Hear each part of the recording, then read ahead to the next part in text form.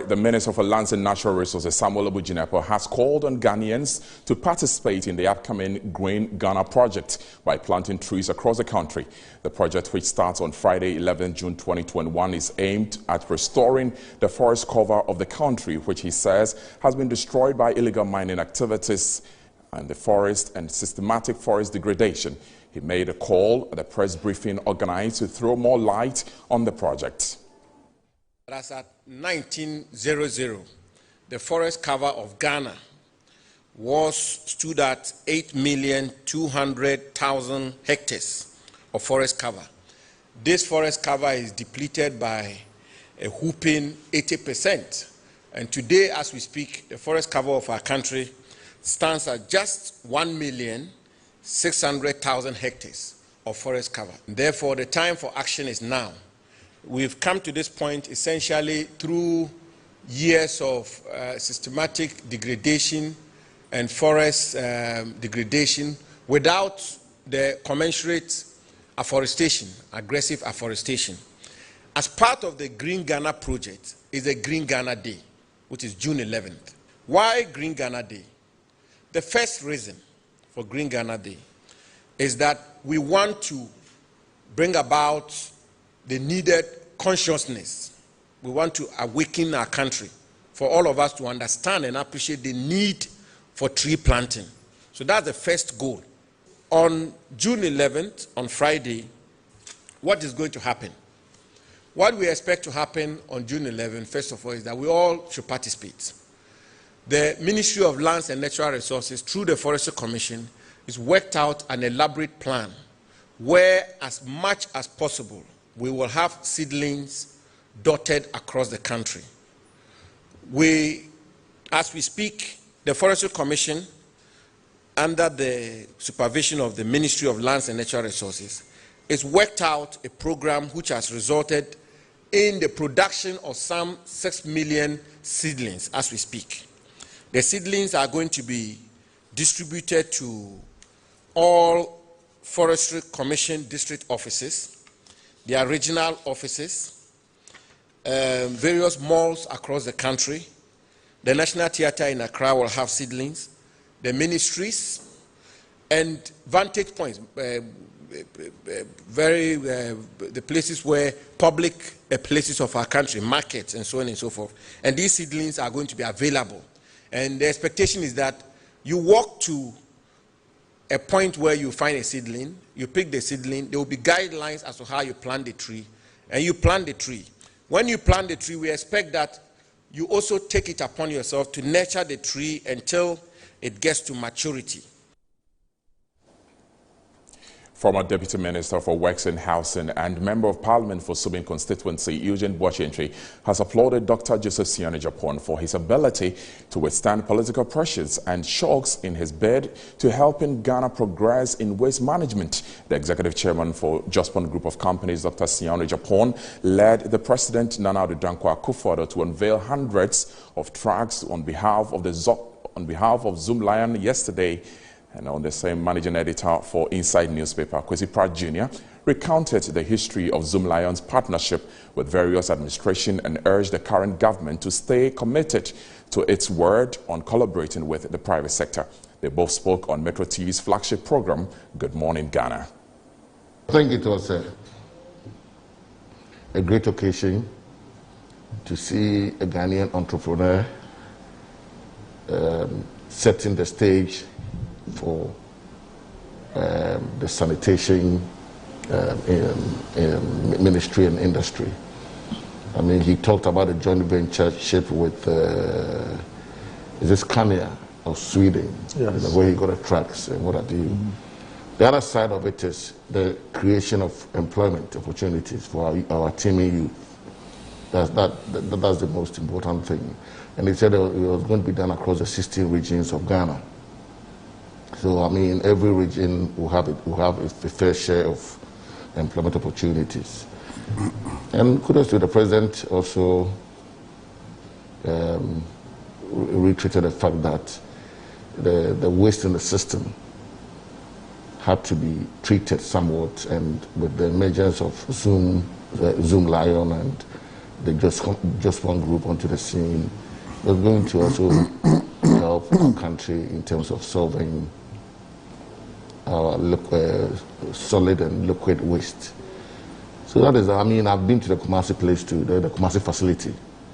I think it's also a multi-million-dollar facility.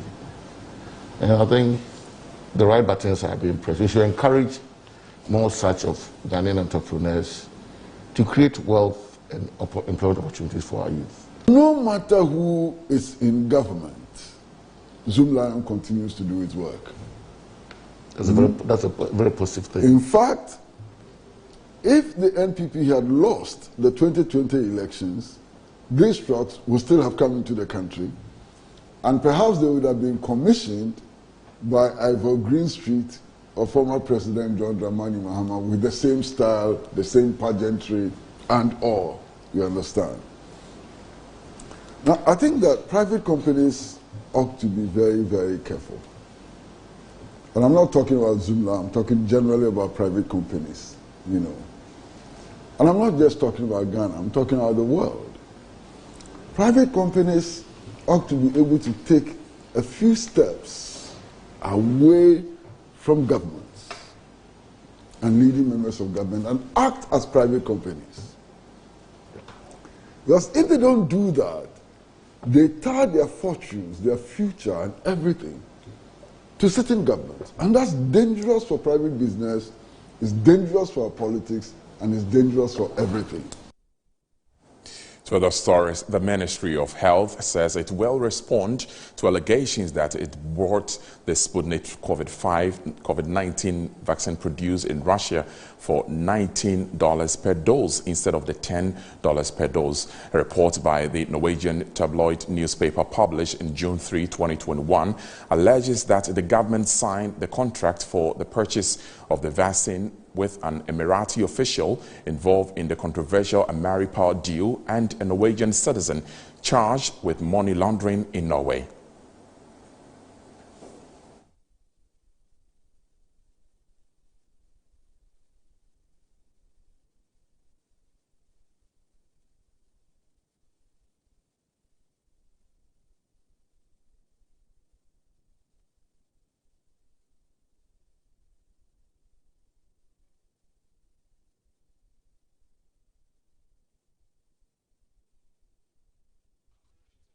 Published on www.vg.no,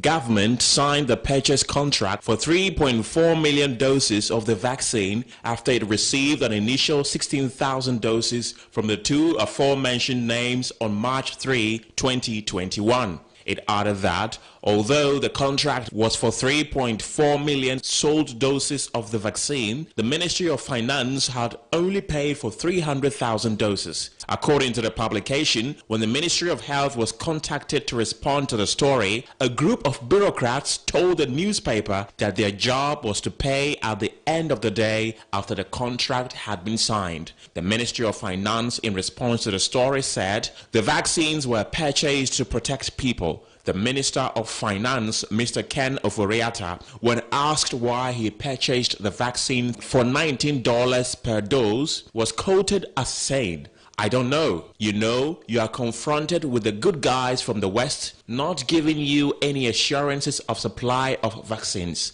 And you have 30 million people and you have to save their lives. It's not easy to sit somewhere else and say, why are you doing this? But you need to make sure you protect your people. You manage that as well as you can. This is all a contrived and manufactured crisis because clearly there's enough vaccines to go around if only there was equity and justice in what we're doing," unquote. Meanwhile, the Ministry of Health, in a press release dated Wednesday, June 9, says it will respond to the content of the publication by close of day. The Ministry of Health wishes to inform the public that it will issue a release today in response to the allegations published in the said news story about its processes of procuring the Sputnik V vaccines for the nation. It is therefore asking the public to exercise patience. The ministry will come out with facts about the process, the statement said. We do apologize for the loss in sound at the beginning of the story about this Sputnik 5 vaccine. As far as the Ministry of Health is concerned, we follow and bring you more details about that. The National Security Secretariat says mistrust in the Electoral Commission, EC, is aiming political parties, vigilante groups for violence that threatens the state's security. The Secretariat's strategic security policy demand the EC to investigate the source of public mistrust and urgently address them. The opposition National Democratic Congress, NDC, has not hidden its dislike for the mistrust in the current leadership of the Jane Mensah-led Electoral Commission. Former President John Mahama amplifies this mistrust at a news conference after the Supreme Court dismissed his election petition, saying the leadership of the EC has no business staying in office. The national security recognizes the threat such a posture poses to the security of the state in its latest report released. It says the national risk assessment indicates that mistrust in the electoral process itself is a major driver of this threat and risk of party political violence. According to the national security, in spite of previous examples of opposition parties winning elections in the country, the suspicion of collusion between the governing party and the EC to rig elections for the incumbent continues to drive the situation towards dispute and potential violence. It warns that, considering the continued evolving nature of these vigilante groups and the impunity with which they tend to carry out the unlawful acts, the menace is likely to escalate if robust measures are not implemented to address the phenomenon.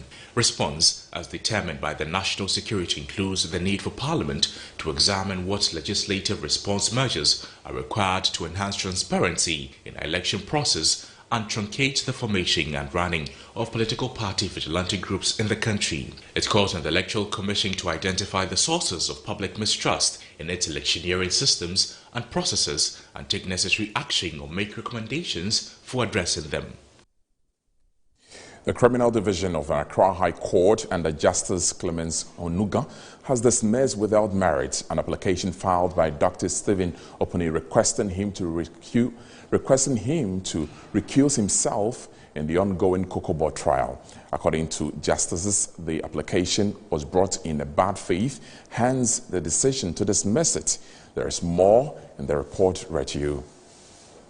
The matter for determination is for Justice Clement Honyanuga to recuse himself from the ongoing trial between the state and Dr. Stephen Opuni. Relying on Article 19 of the 1992 Constitution, lawyer for the accused, Samuel Kujo, argued that the justice made comments in one of the hearings which showed he had prejudged and predetermined the guilt of the accused person before he mounts the box. He further said on the ruling of the submission of no case, the Justice of the Supreme Court, Justice Clement Honyanuga, did not give ample time for the accused person and his legal team to file their defense in the ongoing trial on the notion that the case had delayed in court. But the state attorney, Evelyn Cleason, opposed the argument on the ticket that the applicant has not disclosed any circumstance warranting the application for the justice to recuse himself from the case. He further said the Constitution allows that a criminal trial such as this is heard expeditiously. The state attorney added the court has been gracious to the legal team of the accused by giving them a week to open their defense, but after 24 days, the team have failed to act accordingly. Evelyn Cleason requested the counsel for Dominic Opuni to adduce credible evidence that indicates a bias against his client and an attempt to delay the trial. It was on this note that the court under Justice Honyanuga dismissed the application of the accused on the merit that it was in a bad faith. Sami Jemfi, a member of the legal team for Dr. Opuni, spoke to the media. As a political party that has followed this matter keenly, we share in these concerns and we appreciate the fears being expressed by the accused persons. And so we're hoping that the application was going to be upheld. Unfortunately, it was refused. We are currently not privy to the next line of action of counsel for the first accused or the accused persons, but we will continue to follow the issue keenly and solidarize with our comrades and hope that at the end of the day the truth will vindicate them. The case has been adjourned to June 18, 2021. The Ghana Police Service says the reason given by some Ghanaians for the need to hit the street to demand better living conditions are not compelling. The Ghana Police Service says the protesters have indicated the purpose of the demonstration to be geared at protesting the stringed broken promises by successive governments. This, according to them, is not compelling. There is more in the following report. The Ghana Police Service says the reasons given by the campaigners are neither pressing nor urgent to warrant a court sanction to permit the street protest. This is contained in an affidavit in support of a motion filed at an Accra High Court seeking to restrain the protesters from embarking on the street protest.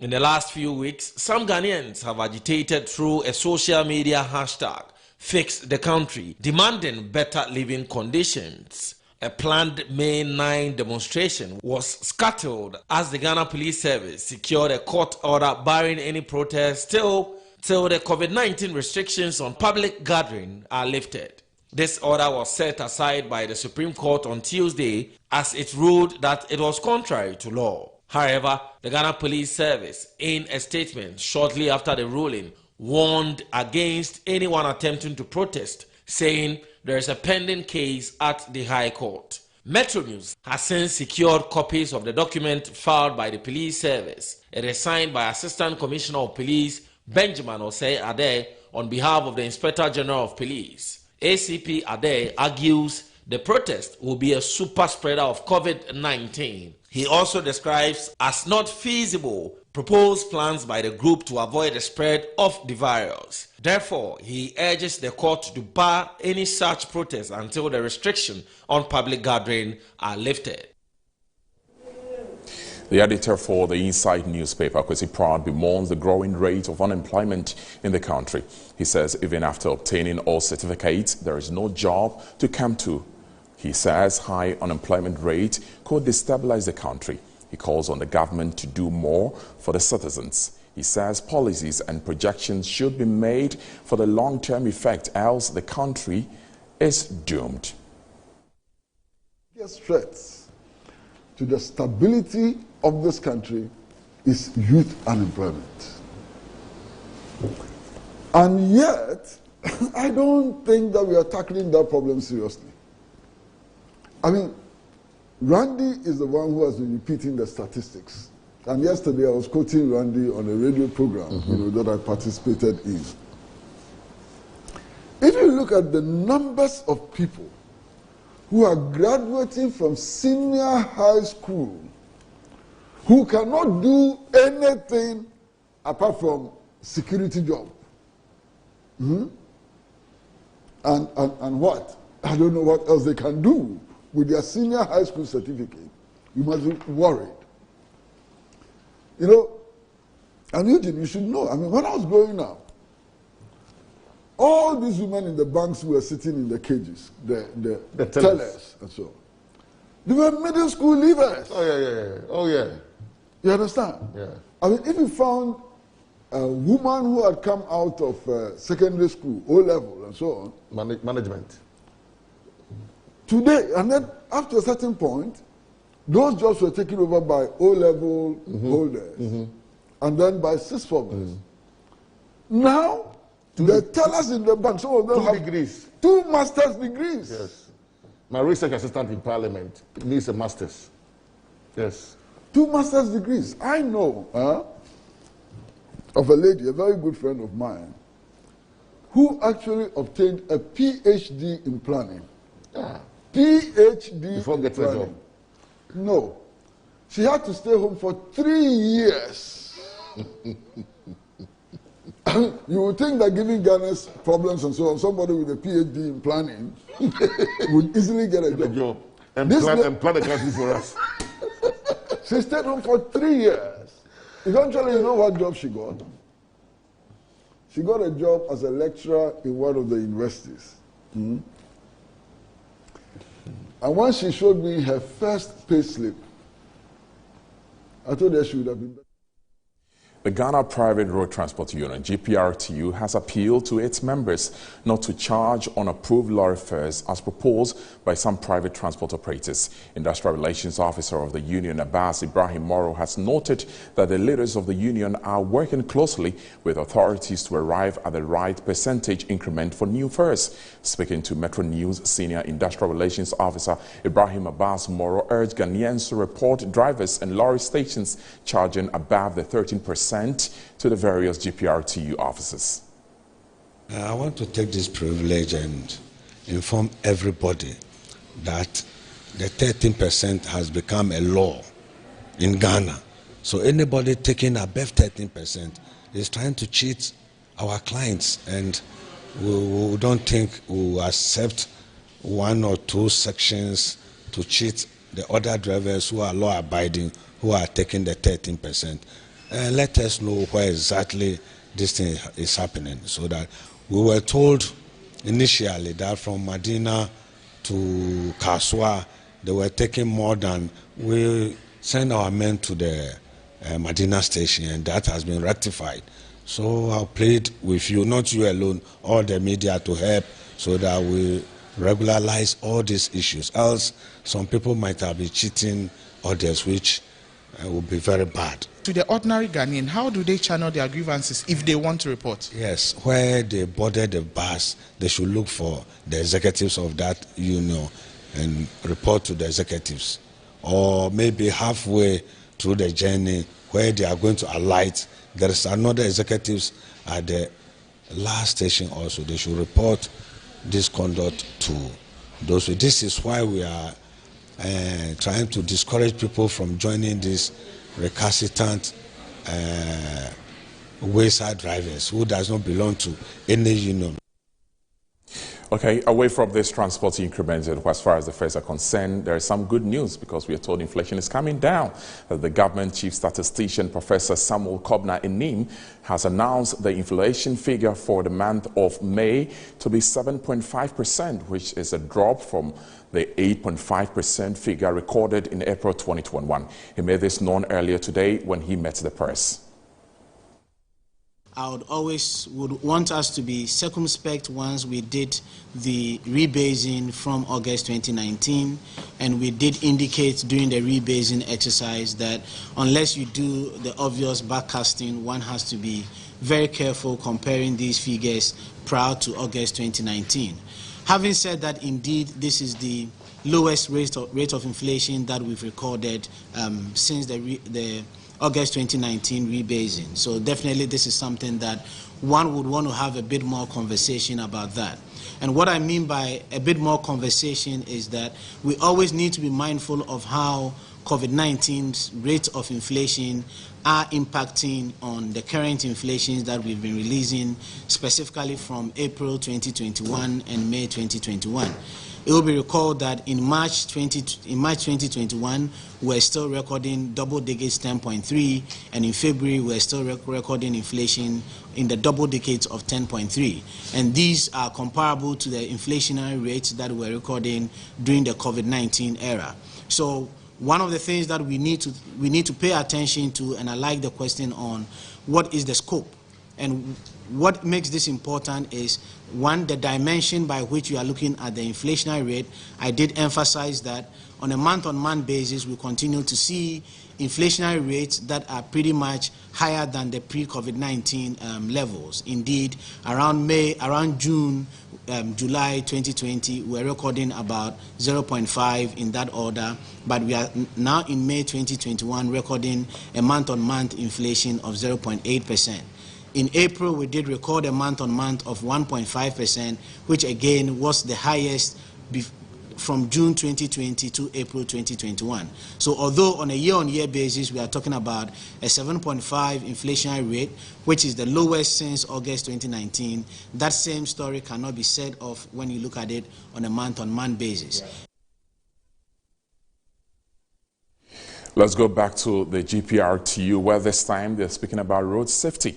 The Industrial Relations Officer of the Ghana Private Road Transport Union, Abbas Ibrahim, has urged motorists to report misbehaving drivers to his outfit and the Ghana Police Service. Speaking to Metro News, Abbas Ibrahim added that motorists are responsible for the protection of their lives. That's report of misconduct on wrong driving practices to the respective authorities. Fortunately, the situation is very worrying. We are not happy with the current situation, but it's all not about commercial vehicles. You see, the motorcycles has contributed a lot to the death, the number being mentioned by the police. Honestly, we are doing our best.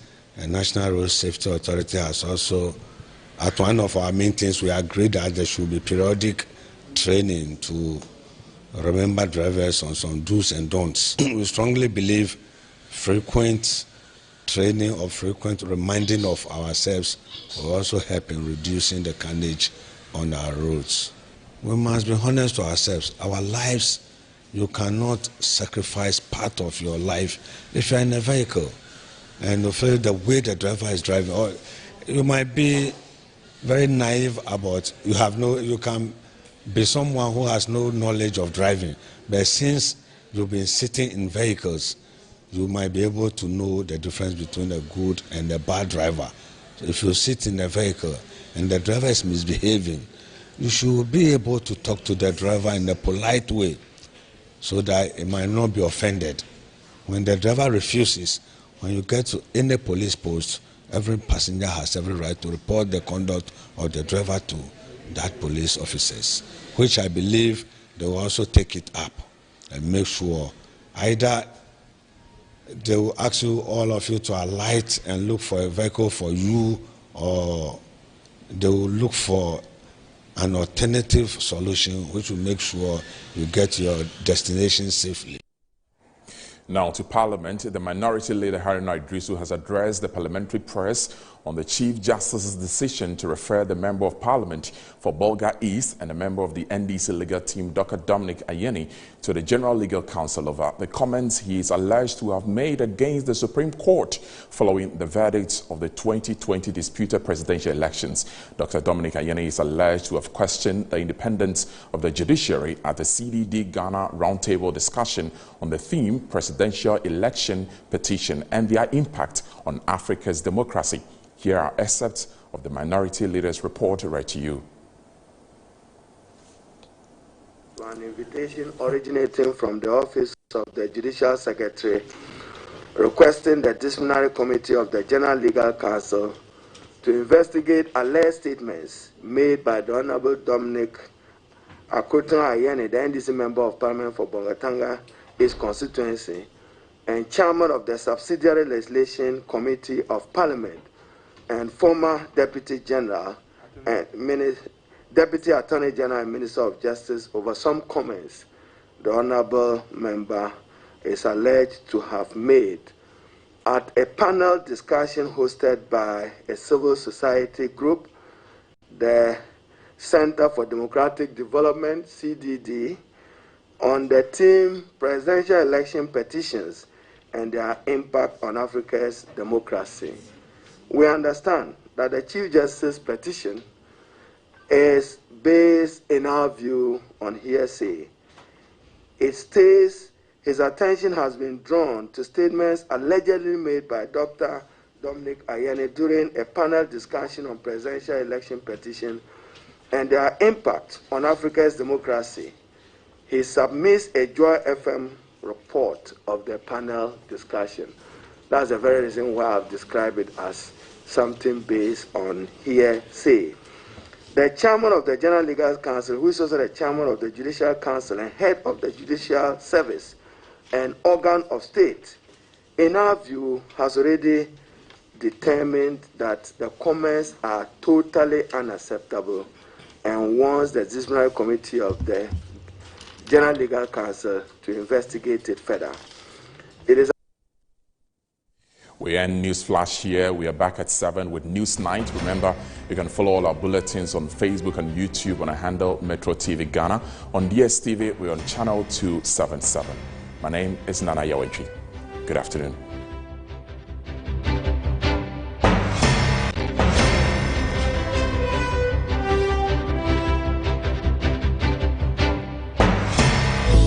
Need a little help? Nobody does it better. At UCS Facility Management, we give you the best in janitorial services, which include high-rise window cleaning, office cleaning, post-construction cleaning, facade washing, deep cleaning, carpet cleaning, swimming pool cleaning, and event janitorial services. Locate us at Jowolu, JA Plant Pool premises, or call us on 0501-666-322 or 0203-299-211.